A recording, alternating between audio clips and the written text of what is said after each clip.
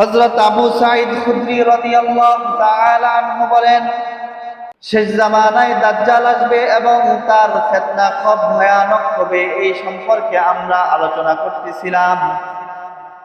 এমন সময় নবী করিম সাল্লাল্লাহু আলাইহি ওয়াসাল্লাম আমাদের ভিতরে প্রবেশ করলেন এবং আমাদের সাথে বসলেন। আমাদের সাথে বসার পর বললেন, হে আবু সাঈদ, তোমরা কি বিষয় নিয়ে আলোচনা করতেছিলা? হযরত আবু সাঈদ খুদরি রাদিয়াল্লাহু তাআলা আনহু বলেন, শেষ জামানায় দাজ্জাল আসবে এবং দাজ্জালের ফিতনা খুব ভয়ানক হবে, আমরা এই ব্যাপারে আলোচনা করতেছিলাম।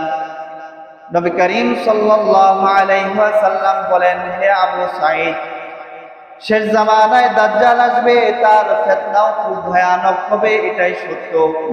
কিন্তু শেষ জামানায় এমন একটা ফিতনা হবে, যেই ফিতনাটা দাজ্জালের ফিতনা থেকেও বড় ফিতনা হবে, এমন সম্পর্কে আমি কি তোমাকে বলবো নাকি?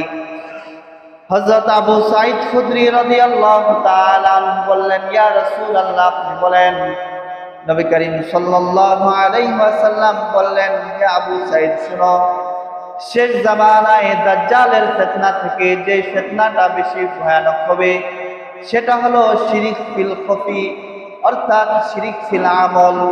শেষ জামানায় সব উম্মত আমার শিরিক ফিল আমলের ভিতরে লিপ্ত হয়ে যাবে, কিন্তু তারা জানবেও না যে তারা শিরিক ফিল আমলের ভিতরে লিপ্ত হয়ে গিয়েছে।